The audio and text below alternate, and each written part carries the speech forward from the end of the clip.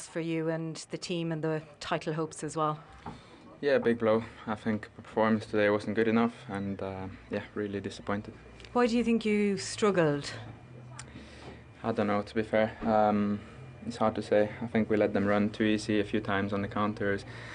We weren't sharp enough to create things in the box. I think we lacked a little bit on the final pass, the final cross, the final third efficiency. So yeah, we have to see the game back and analyse it, but it wasn't good enough. Does that come down to the fact that you are struggling with players fit up front? Obviously we're missing players, but we have to focus on the players that are here, that are available, and I think we have more than enough quality to do more than what we did today, so I think that should be our focus on solving that. And so you went in at the break a goal down. What was the big message?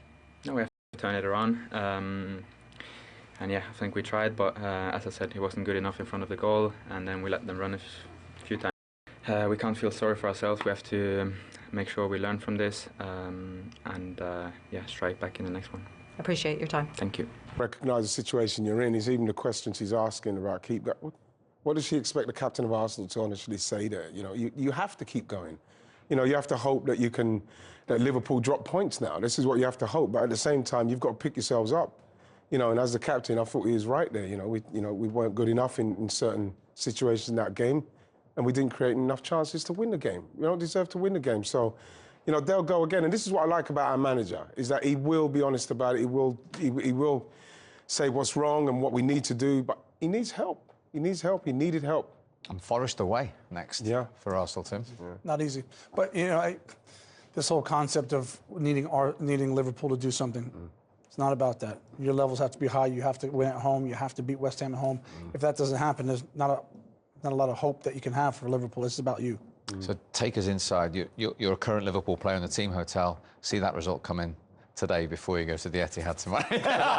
They haven't scored at Newcastle. The old celebration would go now. You would be excited, obviously. Yeah. You'd be delighted. I mean, it means you can have another big slip up yourself. Not that you're aiming for that, but it just gives you a real cushion. You know, you go into a tough place tomorrow, and worst case scenario, you get beat.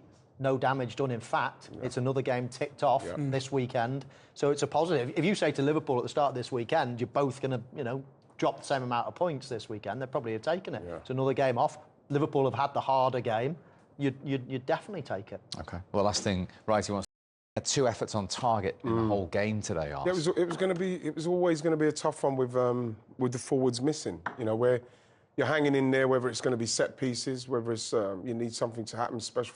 Trying to lump it in with crosses, and you've got Mavropanos, you've got Kilman, you've got big guys in there, Souček clearing it. It seemed like we completely run out of ideas in this moment. Yeah, and as Wrighty said, that you could feel the anxiety in the stadium, the supporters. They knew the enormity of today. You could, and look, West Ham didn't come there to entertain. They sat in, they got something on the break.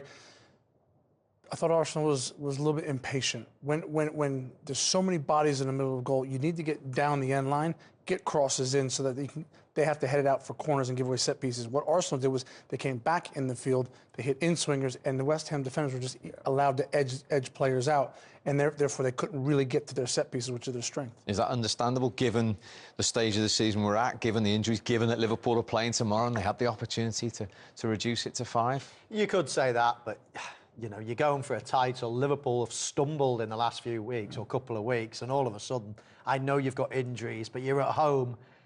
You know, you've still got a good team. You know, you've still got a good team out there. You know, you recognise every single one of those Arsenal players when the team sheets come in. You'd still think they would find a way of beating West Ham, but really, truthfully, goalkeeper hardly got work today. You know, it wasn't as if Arsenal missed loads of chances and deserved to win. I think we could still be playing now and Arsenal wouldn't have scored. So, yeah, disappointing for the Arsenal fans. And now they're going to have to ask for a lot of help from other teams. I think you look at Liverpool as well. People saying about Arsenal having to win this to keep the pressure on Liverpool winning games and keeping pressure on an Arsenal team who haven't got the firepower to try and stay with them. Because look at that game today, guys. If they scored 2 West Ham, you think, where are we going to get 3 goals from? So those are the things that you're thinking about going into it.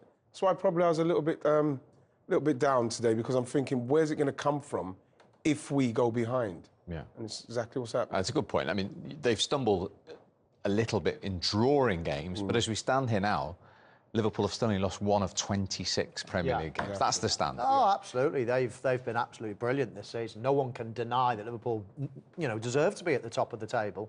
However, we're looking, at the running and thinking, can Arsenal do it? Now, I mean, you do the maths. Liverpool have got to get 29 points out of 36. It's not a banker still. It's not a banker. 29 out of 36 is some go. That's assuming Arsenal win everything. But that's assuming Arsenal win it. And that's probably the hard thing because, as Wrighty said, they're struggling for firepower.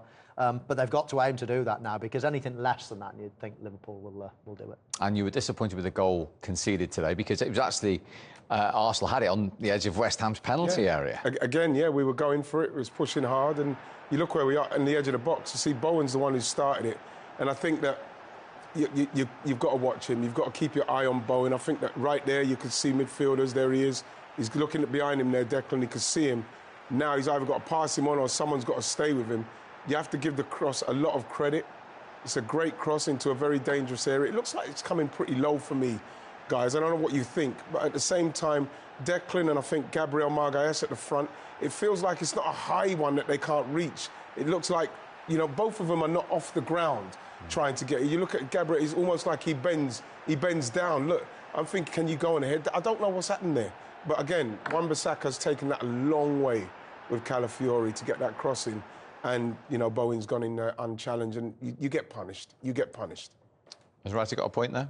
Yeah, Declan Rice tracks the run. He checks his shoulder a bunch. He knows he's there. In the end, I do think Gabriel, for not having any players really in and around him, gets himself too far outside of that near post. But Declan Rice, as Michael said at halftime, he's afraid here.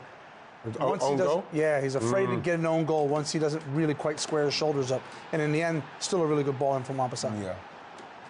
Yeah, and maybe Gabriel should have taken Rice as they're running into the box. When you look at it, it's only 2 against 5, and there's a couple of runners coming in behind for West Ham. And I actually think to myself, hang on, Declan should be passing him on straight away and just stopping. Hang on, Declan should be passing him on straight away and just stopping. But because the danger ball, in many ways, was the cutback there. And because Declan had gone in with them, there was almost 2v1, and there was a danger of a cutback. So possibly there could have been a bit more communication early on. But once the cross came in, I agree with the guys. Both players possibly, arguably, could have got their head on the ball. Gabriel does duck a little bit. Declan Rice is scared of heading it towards his own goal.